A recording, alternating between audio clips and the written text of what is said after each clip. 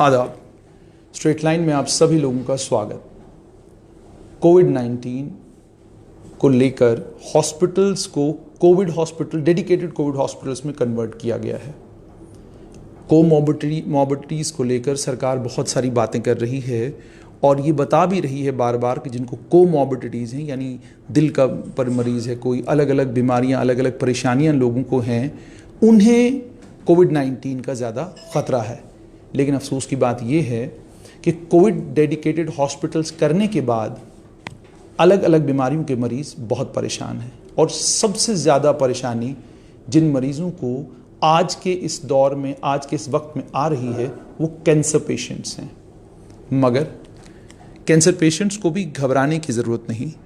अगर आपके पास required medical पास है और आपकी एडमिनिस्ट्रेशन ये समझती है कि आपको फ़ौरन हॉस्पिटल केयर की ज़रूरत है, तो एस्कॉम्स हॉस्पिटल बत्रा में अमेरिकन ऑन्कोलॉजी इंस्टीट्यूट के डॉक्टर्स मौजूद हैं आपके कैंसर का इलाज करने के लिए। और अगर आपकी हालत किसी भी तरीके से ख़राब हुई, उस हालत को ठीक करने के लिए डॉक्टर्स यहाँ पर मौजूद हैं। मेरे साथ इस वक्त हैं medical oncologist doctor Nadeem Shaukat और radiation oncologist doctor Jagmohan Singh. आप दोनों का बहुत बहुत स्वागत और बहुत बहुत शुक्रिया।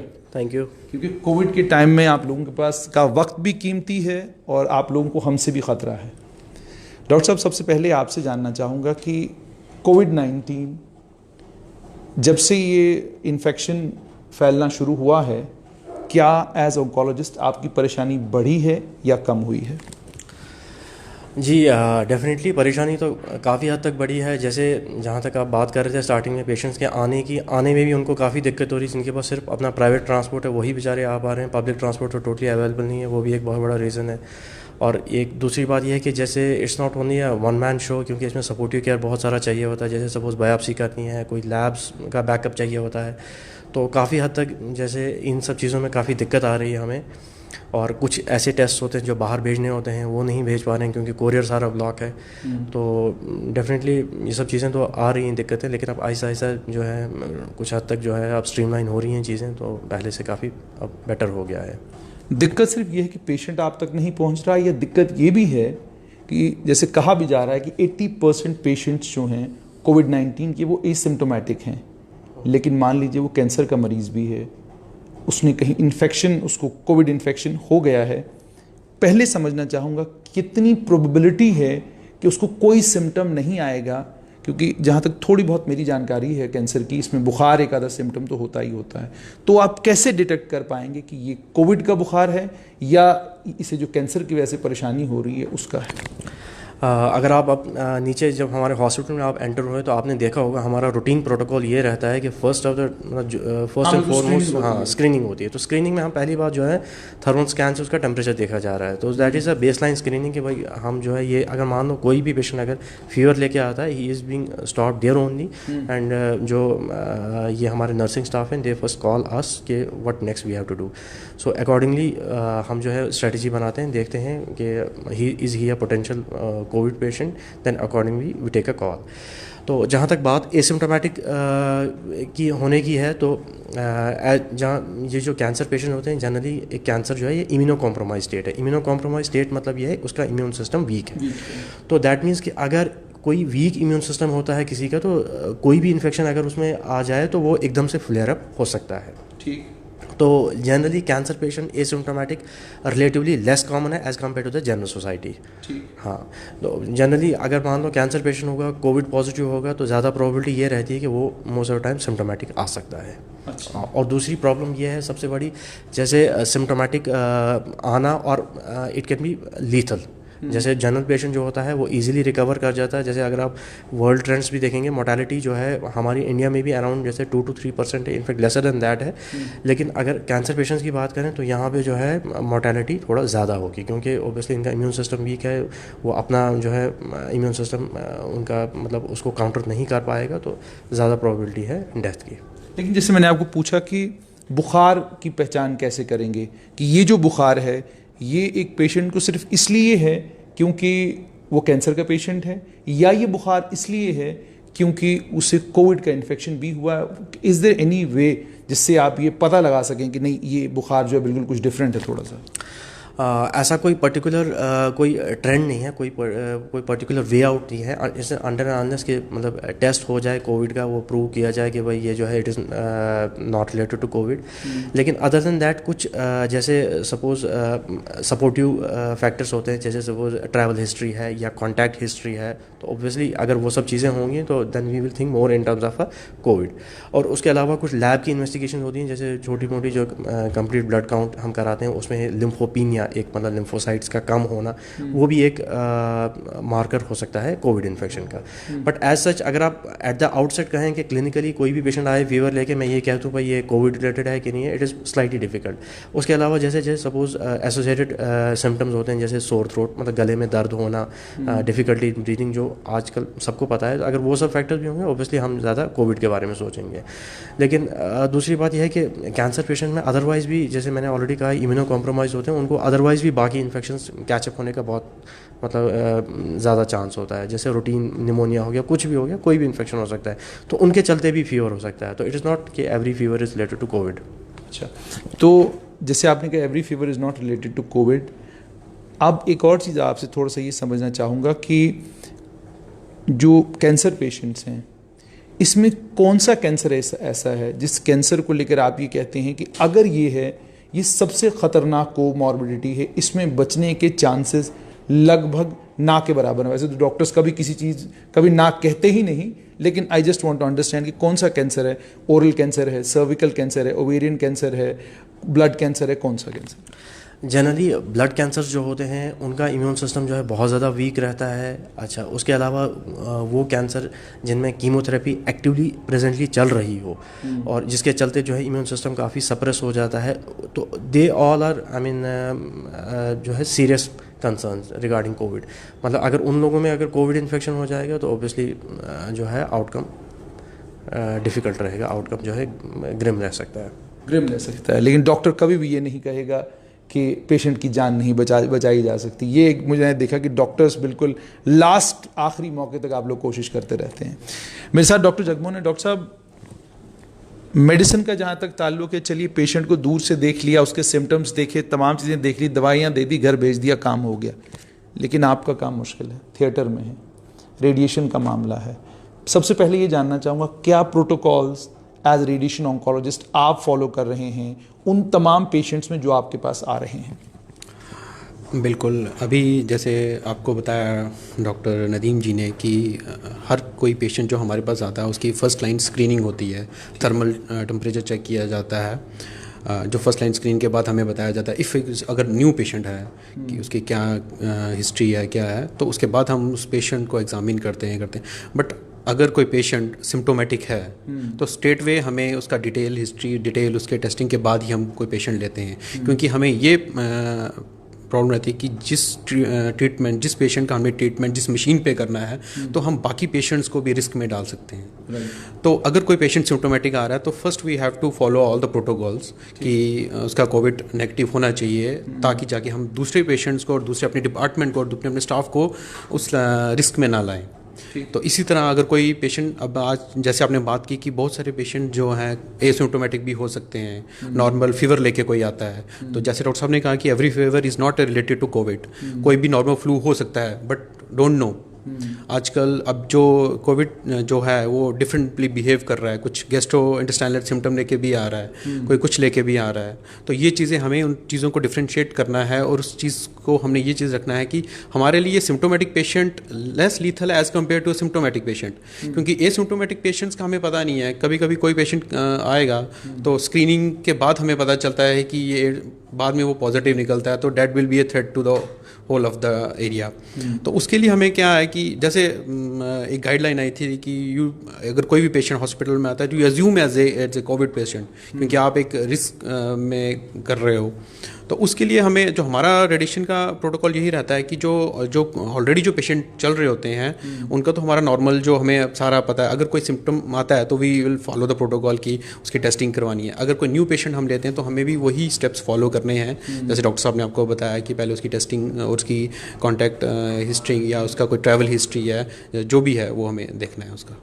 रेडिएशन ऑन्कोलॉजी के बारे में थोड़ा सा, जो बहुत सारे हमारे दोस्त हैं जो देख रहे हैं इस वक्त, थोड़ा सा रेडिएशन ऑन्कोलॉजी को लेकर कि ये जो रेडिएशन ऑन्कोलॉजी है कैंसर पेशेंट्स के लिए कैसे मुफीद है और किस तरह से ये कैंसर पेशेंट्स की ज़िंदगी को आसान करने में मददगार साबित होती है। बिल्कुल, मैं आपको रेडिएशन के बारे में बताता हूँ कि रेडिएशन किस तरह से कैंसर ट्रीटमेंट में हेल्प करता है। आप जैसे जानते हैं कि जो कैंसर है वो 3 प्रकार से ट्रीट किया जाता है, एक सर्जरी, दूसरा कीमोथेरेपी और तीसरा रेडिएशन थेरेपी।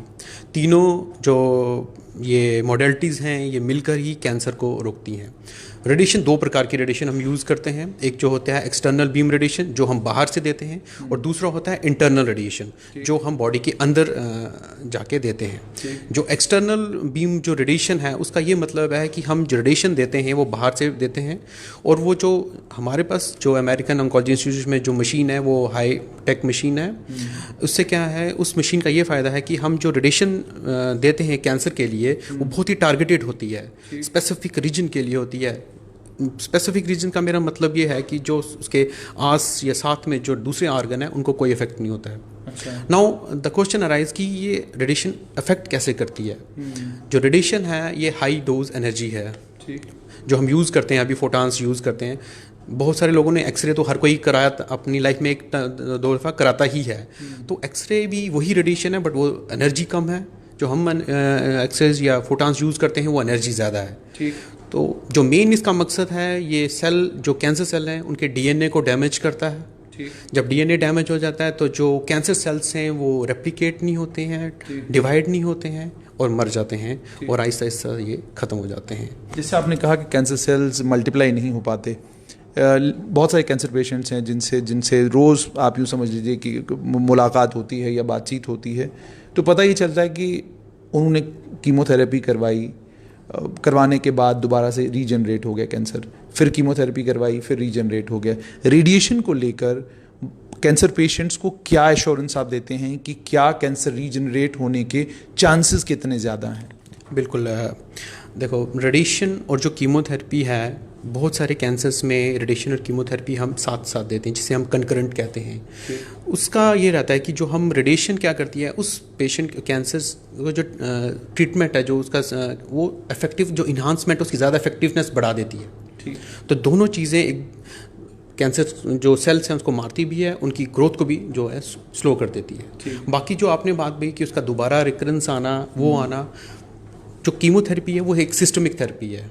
रेडिएशन जो है वो बिल्कुल लोकल, जहाँ पे लोकलाइज्ड है। सपोज करो मैं एग्जांपल देता हूँ, एक लंग ट्रीट कर रहे हैं हम, तो वो पर्टिकुलर उसी जगह पे हम रेडिएशन देंगे, वहीं देंगे। और जो कीमोथेरेपी अगर उसके साथ देते हैं तो वो जो सिस्टमिक कवर करती है कि जो ब्लड के थ्रू अगर कोई उसका थोड़ा सा सेल जो मेटासाइज इधर उधर हो गया तो हम उसको रोक सकें। अच्छा, तो ये जानना चाहूँगा किस किस कैंसर में, कौन कौन से कैंसर्स हैं जिन कैंसर्स में रेडिएशन थेरेपी पॉसिबल है, और कौन से कैंसर्स हैं जिनके लिए आप ये कहते हैं कि रेडिएशन थेरेपी ना तो फीजेबल है ना दी जा सकती है? सर अभी तो जो करंट जो सिनेरियो आ रहा है, मोस्ट ऑफ द कैंसर में रेडिएशन कीमो का रोल, रेडिएशन का रोल है। क्या सर्विक्स और ओवेरियन कैंसर? बिल्कुल ओवेरियन कैंसर में नहीं है इतना, बट सर्विक्स कैंसर में डेफिनेटली रेडिएशन का रोल है। रेडिएशन ओवेरियन कैंसर के लिए क्या करते हैं? ओवेरियन के लिए मेन जो रहता है वो सर्जरी रहती है, फॉलोड बाय कीमोथेरेपी रहती है। कि अगर उसको कहीं मेटासाइज हुआ है, सपोज करो कहीं बोन या कहीं लिवर या कहीं और जो मेटासाइज हुआ है तो वहाँ रेडिएशन का रोल आता है, but it is a stage 4, it's a palliative intent. अच्छा, जैसे कि हम ये कह सकते हैं कि हम उसको सिम्टोमेटिक रिलीफ दे सकें। अगर किसी पेशेंट को बोन मेट्स हुआ है या किसी को हुआ है तो उसको पेन की वजह से हम जो बहुत ज़्यादा पेन होती है उसको रोकथाम के लिए हम रेडिएशन कर सकते हैं, उसको रेडिएशन कर सकते हैं। ये भी जानना चाहूँगा कि बहुत सारे पेशेंट्स ऐसे हैं, अभी एक फ़ीमेल पेशेंट कुछ दिनों पहले उनका पता चला कि उन्हें स्टेज 3 पर जाकर पता चला कि उन्हें कैंसर है, ओवेरियन कैंसर है। स्टेज 3 तक उन्हें कुछ पता नहीं था। तो वजह आखिरकार क्या है? ओवेरियन कैंसर आपका हो या लंग कैंसर हो, ब्लड कैंसर, बहुत सारे मामले, वजह क्या है? कोई सिम्टम्स इसमें क्यों नहीं आते? लोगों को इतनी लास्ट स्टेज पर जाके पता क्यों चलता है, या सिम्टम्स होते हैं मगर लोग उनको इग्नोर करते हैं? सर बहुत ही अच्छा सवाल पूछा आपने। मैं जनता से भी हमेशा ये बोलता रहता हूँ कि हम लोग बहुत चीज़ों को अवॉइड करते रहते हैं, इग्नोर करते हैं, बिल्कुल इग्नोर करते रहते हैं। कि किसी को पेट दर्द हुआ है तो बोलेगा यार ऐसे ही है, कुछ नहीं है, टाइम निकलता जाएगा, थोड़ी देर के बाद फिर निकलता। जितना हम डिले करते जाते हैं वो चीज़ एडवांस होती रहती है। और जब चीज़ आपने जैसे बोला स्टेज थर्ड में उसको सिम्टम्स आए तो उसने हॉस्पिटल में गए, अदरवाइज़ तो कोई जाता नहीं है। बिल्कुल। तो हर जगह या बाहर वेस्टर्न कंट्रीज में क्या होता है कि उनका हर 6 मंथ्स के बाद उनके रेगुलर टेस्ट होते हैं, तो हर चीज़ स्क्रीनिंग होती रहती है। बट हमारे यहाँ ऐसा कुछ नहीं है। हमारे पास पेशेंट तब होता है जब उसको सिम्टम्स आने स्टार्ट हो जाते हैं। सिम्टम आने स्टार्ट होने का मतलब है कि वो डिज़ीज़ ऑलरेडी एडवांस कर चुकी है। जैसे अगर एक हम बहुत इम्पॉर्टेंट है कि जैसे हम खाने वाली जो पाइप होती है जिसे हम इसोफेगस कहते हैं, उसका अगर कैंसर होता है तो पेशेंट तब तक नहीं आता जब उसको खाना रुकता नहीं है। तो खाना रुकने का मतलब है कि उसका जो वो पाइप है जो उसके वो ब्लॉक हो चुकी है, तो यानी कि वो चीज़ एडवांस हो चुकी है, तब तक वो आता नहीं है। तो इसी तरह ये हमारी वो है कि हम पेशेंट को पहले नहीं वो कर पाते हैं, तो पेशेंट लेट आता है तो एडवांस स्टेज में आता है। आपके पास दोबारा आऊँगा। डॉक्टर साहब, मेरी अभी इनसे बात हो रही थी कि कौन से ऐसे सिम्टम्स हैं जिन सिम्टम्स को पहले तो मेल जितने भी हैं उन्हें उन सिम्टम्स का ध्यान रखना चाहिए, और कभी भी अगर वो सिम्टम्स आना शुरू हो जाएं तो फ़ौरन उन्हें जो है टेस्ट करवाने चाहिए, और कौन से टेस्ट हैं जिनसे कम से कम एक आइडिया हो जाता है कि कैंसर जो है वो डेवलप होना शुरू हो गया है। देखिए, एक बॉडी है उसका नाम है ग्लोबाकॉन, वो पब्लिश करती है ताकि लोग आपको देख सकें। वो पब्लिश करते हैं data regarding the prevalence of a cancer के किस कंट्री में कौन सा कैंसर है और कितना कॉमन है। अगर आप उसमें देखें डेटा तो इंडिया में मोस्ट कॉमन कैंसर मर्दों का जो है वो मुंह का या गले का है, ओरल कैंसर। अच्छा, और जबकि औरतों का कैंसर जो है वो ब्रेस्ट कैंसर है। तो पहली बात तो ये है ओब्वियसली एडिक्शन जो है, जो भी आज की डेट में खास करके इंडिया में गुटखा चेविंग स्मोकिंग जो है बहुत कॉमन है, और यही एक रीज़न है कि इंडिया में ये जो है ओरल कैंसर बहुत कॉमन है। बाहर की कंट्रीज़ में गुटखा चेविंग जो है इट इज़ वेरी अनकॉमन। तो पहली बात तो यह है कि एडिक्शन सारी बंद कर देनी चाहिए, और दूसरी बात यह है कि मान लो कोई ऑलरेडी एडिक्टेड है या कोई ऑलरेडी ले चुका है, तो इन दैट केस कोई भी मुंह में जैसे कोई भी छाला जो बिल्कुल भर नहीं रहा है, दिन ब दिन लगातार हो रहा है, या फिर पेन हो रही है, या फिर कोई लगातार कोई खून आ रहा है मुंह से, या कोई भी जैसे गले में एकदम से आप नोटिस करते हैं आवाज़ का बदलना, किसी की जो रूटीन वॉइस थी एकदम से वो वॉइस, तो इन सब चीज़ें अगर कोई भी सिम्टम प्रेजेंट आता है इमीडिएटली जो है उसको चाहिए आपने किसी लोकल डॉक्टर को कंसल्ट करें। ये ज़रूरी नहीं है कि अगर कोई भी ऐसा सिम्टम हो तो हर बार ऑन्कोलॉजिस्ट के पास ही जाए, नहीं, बल्कि अपने लोकल डॉक्टर जैसे लोकल ईएनटी कंसल्टेंट या लोकल ईएनटी फिजिशियन जो है उसको दिखा दें। उसी तरह मर्दों में अगर नेक्स्ट कॉमन कैंसर की बात करें तो लंग कैंसर अनफॉर्चुनेटली अगर आप डेटा देखेंगे तो हमारी बुक्स में भी लिखा है कि ज़्यादातर जो है मतलब 80 to 90% पेशेंट जो हैं वो स्टेज 3 या स्टेज 4 में प्रेजेंट करते हैं। हार्डली जो है स्टेज 1 जिसमें जबकि सर्जरी मेन ट्रीटमेंट होता है, हार्डली 5 या 10% पेशेंट्स होते हैं। उसका रीज़न ही यही है कि हम जैसे डॉक्टर साहब ने भी ऑलरेडी कहा, डॉक्टर जगमोहन ने, कि हम जो है अपने सिम्टम्स इग्नोर करते हैं। किसी को खांसी हुई तो ठीक है, ऐसा नहीं है हर खांसी जो लंग कैंसर है, लेकिन हाँ हर खांसी कोई भी खांसी अगर 3 हफ्ते 4 हफ्ते से ज़्यादा लगातार रह रही है तो ये डेफिनेटली कोई अलार्मिंग सिम्टम है। कोई रूटीन न्यूमोनिया रूटीन इन्फेक्शन नहीं हो सकता है, डेफिनेटली कुछ अलार्मिंग है, मतलब या तो वो कोई कंटिन्यूस एलर्जी है, या फिर जो है ट्यूबरकुलोसिस है, या फिर वो लंग कैंसर हो सकता है। तो ये ज़रूरी है कि फर्दर इवैल्यूएशन हो। उसी तरह फीमेल्स की जहाँ तक बात करें, मैंने कहा most common cancer breast cancer है, तो हमारे यहाँ भी फीमेल्स थोड़ा ये सोसाइटी जो है हमारे यहाँ लोग एम्बैरसमेंट फील करते हैं अपने ब्रेस्ट के बारे में कंप्लेंट करना या कुछ, तो यही एक रीज़न है कि हमारी females most of the time stage 3 या स्टेज 4 के साथ प्रेजेंट करती हैं, और जबकि वेस्टर्न पॉपुलेशन में स्टेज 1 स्टेज 2 पे प्रेजेंट करती हैं and the most of the time वो क्योर हो जाते हैं। और यहाँ पे जो है most of the time breast cancer सिर्फ ट्रीट होता है, क्योर नहीं होता है। ट्रीट और क्योर में फ़र्क ये है कि जैसे सिर्फ सर्वाइवल बढ़ जाता है, इलाज करने से पेशेंट जो है ऐसे अगर सपोज 6 महीने काटता है वैसे 3 साल 4 साल 5 साल जिएगा, लेकिन फिर से बीमारी बन जाती है। लेकिन अगर यही चीज़ अगर स्टेज 1 स्टेज 2 पे डिटेक्ट हो जाए तो वो क्योर हो जाते हैं। तो उसका रीज़न यही है कि most of the time females को ब्रेस्ट लंप होता है या ब्रेस्ट की कोई भी कंप्लेंट होती है, वो बताता मतलब उनको अच्छा नहीं लगता है, वो मतलब एम्बैरस फील करती हैं, शर्म महसूस करती हैं, और यही एक रीज़न है एडवांस स्टेज में आने का। तो दूसरा डॉक्टर साहब, आपसे ये भी जानना चाहूँगा कि जो पिछले दिनों data ministry of health and family welfare ने रिलीज़ किया था उसमें उन्होंने ये जो मैंने डाटा में देखा, मैं हैरान खुद भी हुआ कि ओवेरियन कैंसर और सर्विकल कैंसर जो है उसके केसेस भी जम्मू कश्मीर में बढ़ना शुरू हो गए हैं। तो आपसे ये समझना चाहूँगा, और उसमें सबसे बड़ी प्रॉब्लम दिक्कत यही आ रही है कि बहुत आखिरी स्टेज पे जाके पता चलता है जी कि ये प्रॉब्लम है। तो क्या is there any way to find out that these are the symptoms, इनका ध्यान रखिएगा, अगर ये सिम्टम्स हैं तो फ़ौरन आप जो है डॉक्टर के पास पहुँच जाइए। देखिए, जहाँ तक ओवेरियन कैंसर की बात है तो इनिशियल सिम्टम्स जो होते हैं बहुत ही नॉन स्पेसिफिक होते हैं, जैसे पेट भरा हुआ सा महसूस होना, नॉन स्पेसिफिक पेन एब्डोमेन, या जो है खाना उनको लगता है ठीक से पचा नहीं, या कब्जी रहना, तो इस तरह के सिम्टम्स रहते हैं। तो उसमें जो है ज़रूरी है कि एक बेसिक सिम्टम मतलब प्रिंसिपल याद रखना है कि सेल्फ मेडिकेशन हमेशा अवॉइड करना है। इट इज़ बेटर आप भले ही लोकल डॉक्टर को ही दिखा दें, लेकिन ज़रूरी है किसी न किसी डॉक्टर को कंसल्ट करें। अच्छा, दूसरा ये है सर्विक्स कैंसर की जहाँ तक बात आती है, मोस्ट ऑफ द टाइम ये जैसे ब्लीडिंग करके प्रेजेंट करता है, ठीक, या कोई डिस्चार्ज प्रेजेंट करता है, मतलब बदबूदार कोई पानी आना या कुछ इस तरह का ये। तो हमारी फीमेल्स एज जैसे मैं ऑलरेडी कह चुका हूँ कि थोड़ा ये मतलब नेग्लेक्टेड रहती हैं खास करके, तो they don't pay attention to their own this life. तो मोस्ट ऑफ द टाइम फिर वो जो है वो एडवांस स्टेज में ही, और जैसा डॉक्टर साहब ने कहा कि इसमें जो है रेडिएशन मेन ट्रीटमेंट रहता है सी एस सर्विक्स में, तो डेफिनेटली जो है रेडिएशन अगर अर्ली स्टेजेस में इनकॉर्पोरेट हो जाए तो क्योर हो जाती हैं, मतलब patients are totally free of disease. ऐसा नहीं है, मतलब लोगों के अंदर जैसे आप एग्जाम्पल्स लोग कहते हैं कि नहीं जी ये सेलिब्रिटीज़ हैं या बाकी कोई इंटरनेशनल पेशेंट्स हैं, इनको अच्छा ट्रीटमेंट मिलता है तभी ये लोग क्योर हो जाते हैं, ऐसा कुछ नहीं है। फ़र्क सिर्फ इतना रहता है कि वो लोग अर्ली स्टेज में प्रेजेंट करते हैं, हम लोग एडवांस स्टेज में प्रेजेंट करते हैं। ये डिफरेंस है सिर्फ, यही डिफरेंस है। अदरवाइज जो हमारे जहाँ तक ट्रीटमेंट की बात है, ये वर्ल्ड स्टैंडर्डाइज्ड है। इनफैक्ट अगर आप हमारी गाइडलाइंस भी देखें, जैसे NCCN national cancer comprehensive network, वही US में भी गाइडलाइंस फॉलो हो रही है, वही मैं भी यहाँ पढ़ रहा हूँ, वही मैं भी यहाँ फॉलो कर रहा हूँ। लेकिन अनफॉर्चुनेटली मेरा पेशेंट जो है एडवांस स्टेज में आ रहा है, US वाला पेशेंट अर्ली स्टेज में आ रहा है। अच्छा, आपसे एक और चीज़ जानना चाहूँगा डॉक्टर साहब, क्या कोई आइडिया है आपको कि डोडा, बदरवा, आपका किश्तवाड़, राजौरी, पुंछ, ये जो इलाके हैं, इन इलाकों में तंबाकू लोग बहुत इस्तेमाल करते हैं, सिगरेट लोग बहुत पीते हैं, और अगर आप समझा के थक जाते हैं कि भाई छोड़ दो, ये सेहत के लिए ठीक नहीं है, नहीं मुझे कुछ नहीं हुआ, मैं तो 30 साल से पी रहा हूँ, मैं तो 40 साल से पी रहा हूँ, तो आपके पास क्या जो पेशेंट्स आते हैं इन इलाकों से, किस तरह के पेशेंट ज़्यादा आ रहे हैं? देखिए, डोडा बेल्ट से अगर हम पर्टिकुलरली बात करें तो इसोफेगस जो है रिलेटिवली, इसोफेगस जो फूड पाइप का कैंसर है बहुत कॉमन देखा गया है वहाँ पे। अच्छा, लंग कैंसर भी बहुत कॉमन देखा गया है।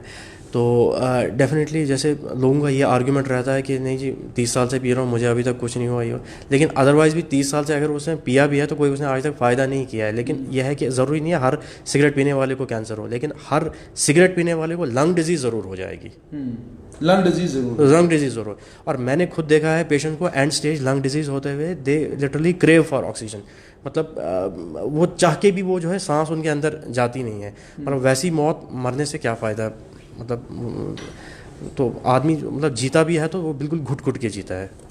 डॉक्टर साहब, डॉक्टर कुमार, आपसे अब ये समझना चाहूँगा कि जो पेशेंट्स आपके पास आए, कुछ थोड़ा सा मुझे लगता है आपके जहन में भी होंगे कि रेडिएशन ऑन्कोलॉजी की मदद से कितना लाइफ स्पैन पेशेंट का बढ़ सकता है, वो लंग कैंसर का हो, वो चाहे ब्लड कैंसर का हो, या कोई भी जो भी जिस भी कैंसर का पेशेंट आपके पास आ रहा है, कितनी लॉन्गेटिविटी लाइफ की बढ़ सकती है अगर वो स्टेज 3 स्टेज 4 में आपके पास आता है? सर, अगर हमारे पास कोई पेशेंट स्टेज 4 में आता है तो स्टेज 4 में आने का मतलब यही है कि जो हमारा इंटेंशन है ट्रीट करने का वो पैलेटिव रहता है। पैलेटिव मतलब कि उसको बेस्ट जो रिलीफ मिले, सिम्टोमेटिक ट्रीटमेंट मिले, ताकि जो उसके पास जितना भी टाइम है वो उसका पेन फ्री मिले। हाँ, अगर पेशेंट अर्लियर स्टेज में आता है तो हमारा जो इंटेंशन है वो क्यूरेटिव होती है, यानी कि वो पेशेंट ठीक हो जाए, जो बहुत ही कम है कि जैसे डॉक्टर साहब ने बताया कि इनिशियल स्टेज में पेशेंट बहुत कम आते हैं। तो अगर कोई पेशेंट इनिशियल स्टेज में आता है तो हमारी जो इंटेंशन है वो क्यूरेटिव रहती है, और वो कितना हम उसका सर्वाइवल बढ़ा पाते हैं तो वो डिपेंड करता है कैंसर टू कैंसर में। हर किसी का अलग अलग डिफरेंट वो है। सपोज कर लो अगर कोई हमारे पास ब्रेन का पेशेंट आता है, ब्रेन ट्यूमर का पेशेंट आता है, जिसका मेन जो ट्रीटमेंट मॉडलिटी वो रेडिएशन रहती है, साथ में उसके कीमो भी रहती है। तो अगर वो लो ग्रेड का है तो हम उसको अच्छा सर्वाइवल दे सकते हैं। अगर वो 4th ग्रेड का है तो हम उसका सर्वाइवल इतना नहीं बढ़ा सकते, बट फिर भी 14 टू 18 मंथ्स तक हम उसका सर्वाइवल बढ़ा सकते हैं with proper radiation, surgery, radiation. बहुत सारे कैंसर पेशेंट जिनसे मेरी भी मुलाकात हुई, एक चीज़ देखने में मिली कि आपने डॉक्टर्स ने उनको कहा कि आप 18 महीना हम आपको बता रहे हैं, लेकिन कई बार वो जो आपने गारंटी दी होती बहुत आगे तक वो चले जाते हैं, 4 साल 5 साल भी पेशेंट सर्वाइव कर रहा है। तो ऐसी कोई एग्जांपल आप? सर बहुत अच्छा आपने पूछा। मैं इसके लिए एक एग्जांपल देता हूँ कि हर एक इंसान का जो बायोलॉजिकल लेवल होता है वो डिफरेंट होता है। हर किसी की टॉलरेबिलिटी अलग होती है। सपोज करो 2 पेशेंट हैं, सेम पेशेंट हैं, एक पेशेंट को दोनों को सेम ट्रीटमेंट दिया है, एक बहुत अच्छे से रिस्पॉन्ड करता है, दूसरा नहीं करता है। तो वो डिपेंड करता है कि उसका उस बीमारी से लड़ने की ताकत कैसी है और दूसरे की नहीं है। कुछ पेशेंट बहुत अच्छा रिस्पॉन्ड करते हैं, कुछ नहीं करते हैं। तो इट डिपेंड कि उस डिजीज़ का जो जेनेटिक मेकअप कैसा है, ये सारी चीज़ें मिलकर वो चीज़ बढ़ती हैं। क्या कैंसर स्पेशलिस्ट भी कहते हैं कि मेडिटेशन का एक रोल है? जैसे आप अगर कार्डियोलॉजिस्टों को कहेंगे तो वो कहते हैं heart is an enigma and meditation is one of the ways जिससे आप अपनी ज़िंदगी को थोड़ा और लंबा कर सकते हैं। तो क्या मैं ये कहूँ कि आप भी ये कहते हैं अगर वाहिगुरु ने चाहा तो आपकी उम्र जो है वो जितना हम कह रहे हैं आप उससे ज़्यादा जिएंगे? Sir supreme power is almighty. But आपने मेडिटेशन की बात की है, तो मेडिटेशन मैं पेशेंट्स को बोलता हूँ, क्योंकि हमारे जो पेशेंट हैं उनकी विल पावर बहुत कम हो जाती है। हाँ। एक कैंसर, एक नाम सुन के ही बहुत सारी हमारी सोसाइटी में वो कैंसर का नाम ही नहीं लेते हैं। तो मेडिटेशन उनको रीएश्योरेंस देना कि जो कैंसर है वो ठीक हो सकता है, वो बहुत ज़रूरी है। तो मेडिटेशन करने का मतलब ये है कि उनका जो माइंड चेयरफुल करो, उनको शांति दो, ताकि अगर हम अब आजकल ऐसा हो रहा है कि बहुत जगह लोग अच्छी पीस टॉक्स करवाते हैं। कैंसर पेशेंट जो कैंसर सर्वाइवल्स होते हैं वो अपना वो करवाते हैं ताकि, और हाँ, मेडिटेशन से इम्यूनिटी बढ़ती है। जब आप किसी को कॉन्सेंट्रेट करके वो करते हैं तो वो इम्यूनिटी भी रेज करता है, तो वो it's will be A beneficial for the patient also. ठीक है। तो डॉक्टर अमजद, मैं दोबारा से आपके पास आऊँगा। डॉक्टर नदीम, मैं आपसे ये जानना चाहूँगा, जैसे इन्होंने कहा कि मेडिटेशन जो है उसका भी अपना एक रोल है, लेकिन आपसे ये जानना चाहूँगा कि अब बात करूँगा मैं इसकी अमेरिकन ऑन्कोलॉजी इंस्टीट्यूट की प्रिसीजन कैंसर केयर। थोड़ा सा आपसे समझना चाहूँगा कि एस्कॉम्स की ये जो अरेंजमेंट है अमेरिकन ऑन्कोलॉजी इंस्टीट्यूट के साथ, ये किस तरह का अरेंजमेंट है, और वो जो बहुत सारे लोग आपको देख रहे हैं, एस्कॉम्स क्यों आए, आप ही लोगों के पास क्यों आए, what is different from medical college, what is different from rest of the other medical institutes in Jammu and Kashmir?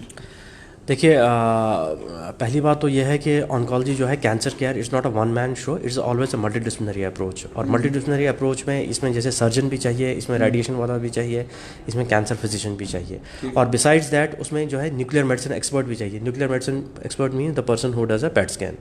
तो all these facilities are available in our this American oncology institute and they are present under single roof. And besides that अगर हमें कोई supportive care चाहिए, जैसे suppose हमें gastroenterologist चाहिए, हमें cardiologist का सपोर्ट चाहिए, हमें पैथोलॉजिस्ट का सपोर्ट चाहिए, तो ये सारा सपोर्ट हमें जो है बत्रा से अवेलेबल है।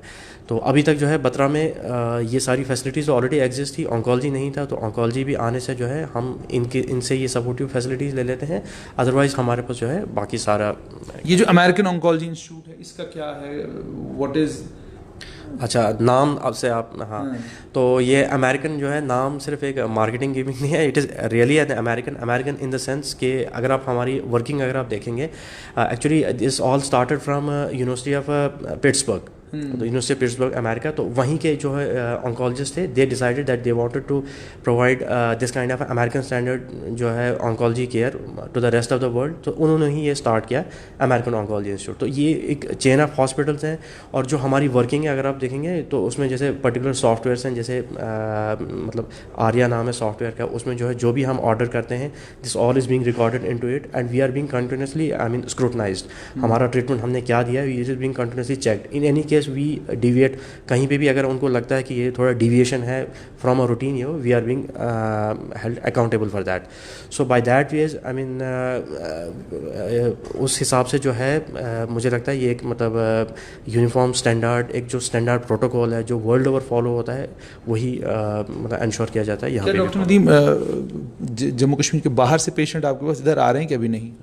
फॉर द टाइमिंग जो है एडजॉइनिंग जैसे जम्मू कश्मीर जैसे पठानकोट वगैरह जो है वहाँ से आ रहे हैं पेशेंट, लेकिन अदर देन दैट उससे आगे से तो अभी नहीं आ रहे हैं अभी तो, हाँ, लेकिन पठानकोट वगैरह से आ रहे हैं हमारे पास। अच्छा, तो जम्मू कश्मीर से लगभग पेशेंटों की तादाद क्या है? क्या ब्रिस्क नंबर है पेशेंट्स का या स्टैगर्ड नंबर है? क्योंकि उससे थोड़ी सी एक अंडरस्टैंडिंग होती है कि कैंसर किस तरीके से जम्मू कश्मीर में फैल रहा है। देखिए, इससे पहले मैं काम करता था जीएमसी में, तो जीएमसी में एक वो रजिस्ट्री मतलब मेंटेन होती है, रीजनल कैंसर सेंटर है वहाँ पे। तो वहाँ पे जो भी कैंसर पेशेंट नया आता है तो उसकी फर्स्ट टाइम जो है एक रजिस्ट्रेशन होती है, उसकी एक फ़ाइल बनती है। तो अगर मैं 1 साल का डेटा की बात कर रहा हूँ, ऑन एन एवरेज 1 साल में अराउंड 3 से 4 हज़ार पेशेंट्स नए रजिस्टर होते हैं कैंसर के। 3 से 4? हाँ, और ये बात मैं कर रहा हूँ सिर्फ जीएमसी जम्मू की। सो दैट मीन इसमें से कई सारा पेशेंट जो होता है जो बहुत ज़्यादा अफोर्डिंग होता है वो सीधा बॉम्बे चला गया, दिल्ली चला गया, जो कि यहाँ रजिस्टर ही नहीं हुआ। कई पेशेंट होता है जो बेचारा कुछ ट्रीटमेंट ही नहीं लिया, घर में ही डेथ हो गई या कुछ, तो दैट मीन्स द नंबर्स में भी मच हायर। आखिरी आपसे सवाल, उसको डॉक्टर साहब को जाऊँगा, टाइमिंग क्या है डॉक्टर साहब आपकी, कहाँ पर आप अवेलेबल हैं, ताकि जो बहुत सारे लोग डोडा, भद्रवाह, किश्तवाड़ या कश्मीर में आपको लोग देख रहे होंगे, जम्मू के अलग अलग भागों में लोग देख रहे होंगे, सांबा, कठुआ, सब जगह टाइमिंग क्या है खासकर आपके इंस्टीट्यूट की और आपकी अपनी की, आप कहाँ पर अवेलेबल रहते हैं? हम लोग यहीं पे अमेरिकन ऑन्कोलॉजी इंस्टीट्यूट यहीं बत्रा में ही, सिदरा में ही अवेलेबल हैं और डेली अवेलेबल है एक्सेप्ट फॉर संडेज। हमारी ओपीडी नहीं होती है, लेकिन जो है बाकी on every day we are available since 9 to 6 PM जो हमारी वर्किंग ये होता है ओपीडी डेज। और बाकी जो है इन पेशेंट जो हम एडमिट भी करते हैं पेशेंट्स को, for them we are available 24 hours. तो अभी ओपीडी स्टार्ट कर दी हुई है आपने? हाँ, ओपीडी हमारी चल रही है। तो ओपीडी में होते हैं डॉक्टर साहब आपकी ओपीडी में? हाँ, जैसे आज भी मैं अभी तक जो है अराउंड 10-12 पेशेंट देख के आ रहा हूँ अभी। अच्छा, बहुत बहुत शुक्रिया। तो मेरे साथ डॉक्टर जगमोहन, आपसे भी यही जानना चाहूँगा कि आप कहाँ अवेलेबल हैं, साथ में अवेलेबिलिटी के साथ साथ में बहुत सारे पेशेंट्स जो आपको देखेंगे, क्या मोबाइल के ऊपर, व्हाट्सएप के ऊपर या हमारे स्ट्रेट लाइन के माध्यम से लोग आपसे कैसे रब्ता कर सकते हैं? बिल्कुल, हम यहाँ पे अमेरिकन ऑन्कोलॉजी इंस्टीट्यूशन में मंडे टू सैटरडे अवेलेबल हैं फ्रॉम 9 to 6 PM। और बाकी हमें जैसे हमें यहाँ प्रोवाइड किया गया था टेली वीडियो कंसल्टेशन भी हमारी अवेलेबल है। तो हमारे जितने भी पेशेंट जो भी किसी भी तरीके की हेल्प चाहते हैं, we are available here any time. अच्छा, एक आखिरी सवाल कि अमेरिकन ऑन्कोलॉजी इंस्टीट्यूट, जैसे मैं डॉक्टर साहब से भी पूछा था, आपसे भी एक चीज़ जानना चाहूँगा कि अक्सर हमारे लोगों की शायद ये हम लोगों की आदत भी है और फितरत भी है कि कोई भी चीज़ अमेरिकन हो तो लोग कहते हैं कि ये विश्वसनीय है, ये ट्रस्टवर्दी है, इसके ऊपर पूरा यकीन किया जा सकता है। तो क्या मैं बड़ा कॉन्फिडेंस के साथ जितने भी हमारे दर्शक देख रहे हैं उनको ये कहूँ कि यहाँ आपको वही मेडिकेयर मिलेगी जो मेडिकेयर आपको अमेरिका के किसी बेस्ट इंस्टीट्यूट में मिल सकती है? और क्या वो सारी मशीनरी, वो सारी, क्योंकि यूजुअली सुनने में यही आता है, आप डॉक्टर से पूछें जी आप यहाँ पर कार्डियोथोरेसिक सर्जन जो हैं हमारे गवर्नमेंट मेडिकल कॉलेज में, तो मैंने कहा जी आप बताइए आप क्यों नहीं यहाँ पे CABG करते? तो कहते जी कॉर्नरी आर्टरी बाईपास तो पॉसिबल ही नहीं है। मैं क्यों, कैसे करेंगे, हार्ट लंग मशीन हमारे पास नहीं है, वो मशीन नहीं, ये मशीन नहीं है। और अगर रात को कभी कोई प्रोसीजर करना पड़ जाए मेडिकल कॉलेज में तो वो मुसीबत है कि रात को हो ही नहीं सकता जी, प्रोसीजर कैसे करें? बिकॉज एट टाइम्स क्या होता है कि एक पेशेंट आपके पास रात को आ रहा है, आपको उसी वक्त प्रोसीजर करना है, लेकिन मेडिकल कॉलेज में प्रोसीजर नहीं। अच्छा, डॉक्टर तैयार है, सब कुछ तैयार है, लेकिन मशीन्स नहीं है। तो आपसे ही जानना चाहूँगा कि एस्कॉम्स बत्रा में जो अमेरिकन ऑन्कोलॉजी इंस्टीट्यूट यहाँ पर आपके साथ इस वक्त मैं बैठा हूँ, क्या वो सारी मशीन्स अवेलेबल हैं जो US में या किसी और जगह आपको अवेलेबल होंगी? बिल्कुल बिल्कुल, जैसे अभी डॉक्टर साहब ने बोला था कि यहाँ भी वही प्रोटोकॉल फॉलो होते हैं जो बाहर अमेरिका में होते हैं, जो पिट्सबर्ग में होते हैं। मैं आपको यही बता रहा हूँ, पहले सिनेरियो ये था कि डोडा, रजौरी, पुंछ, उधमपुर शहर से जितने पेशेंट थे वो जम्मू ना रुक के दिल्ली चले जाते थे, बॉम्बे चले जाते थे। बट अब आहिस्ता आहिस्ता वो चीज़ें चेंज हो रही हैं। वही ट्रीटमेंट, वही स्टैंडर्ड ऑफ जो केयर है वो उनको यहाँ उनके घर में बैठ के मिल रहा है। और हमारे पास जो मशीन है, जो स्टेट ऑफ आर्ट मशीन है, वो हायर एंड मशीन है। वही, मैं बाहर की बात नहीं करता हूँ, इंडिया में किसी भी बड़े हॉस्पिटल में करो, सेम मशीन हमारे पास है, सेम प्रोटोकॉल हम फॉलो कर रहे हैं। जो कंपेयर किया जाता है बाकी कंट्रीज़ में भी अगर ले लो तो सेम ट्रीटमेंट दिया जाता है और हमारे बहुत अच्छे रिजल्ट्स भी हैं। बहुत बहुत शुक्रिया। तो आपने डॉक्टर नदीम शौकत और डॉक्टर जगमोहन सिंह की तमाम बातें सुन ली और आपको ये आज शायद पता चल गया होगा कि अमेरिकन ऑन्कोलॉजी इंस्टीट्यूट जो एस्कॉम्स बत्रा में है, यहाँ पर कैंसर का बेहतरीन इलाज मौजूद है। वो तमाम फैसिलिटीज़ हैं, वो तमाम मशीन्स हैं जो आपको किसी भी अमेरिकन इंस्टीट्यूट में जिसका आप सपना देखते। बहुत सारे लोग कहते हैं जी हम अमेरिका नहीं जा सकते, तो अगर नहीं जा सकते हैं, एस्कॉम्स बत्रा में फैकल्टी भी मौजूद है, डॉक्टर्स भी मौजूद हैं। और एक आपका भ्रम है वो मैं दूर ज़रूर करना चाहूँगा। मैं दिल्ली गया और मैंने बहुत सारे डॉक्टर्स को कंसल्ट किया किसी एक प्रॉब्लम को लेकर। यकीन मानिए अगर मैंने 100 में से 40 डॉक्टरों को कंसल्ट किया होगा, थोड़ा जब मैंने कुरेदा तो मुझे ये मालूम पड़ा कि वो असल में जम्मू के ही रहने वाले थे। डॉक्टर HK बाली अगर आज पंचकुला में एक बहुत बड़ा इंस्टीट्यूट के डायरेक्टर हैं तो वो भी जम्मू के ही रहने वाले हैं। तो यही टैलेंट जो आपके सामने है, जब यही टैलेंट आपको अपोलो में मिलता है, यही टैलेंट आपको किसी प्राइवेट हॉस्पिटल में दिल्ली में मिलता है, तो तब आप कहते हैं डॉक्टर साहब बहुत ज़बरदस्त हैं जी, बड़ा कमाल का काम करते हैं। लेकिन अगर घर में मिले तो लगता है कि पता नहीं डॉक्टर साहब ने ये बात बताई, ज़रा दिल्ली से कंफर्म करूं। तो ऐसा करने की ज़रूरत नहीं है। कैंसर पेशेंट्स के लिए बहुत बेहतरीन मेडिकेयर जो है वो एस्कॉम्स हॉस्पिटल में इन डॉक्टर्स का कहना है वो मौजूद है। आप 24/7, अब आजकल यहाँ की OPD भी खुल चुकी है। अगर आपके पास प्रॉपर पास है, सरकार से आपके पास परमिशन है, आप आ सकते हैं, आप इंस्टीट्यूट में आइए और किसी भी अपने सिम्टम को जो डॉक्टर साहब ने बताया उसको नॉन सीरियसली ना लें। तो दीजिए इजाज़त, फिर हाजिर होंगे। आदाब।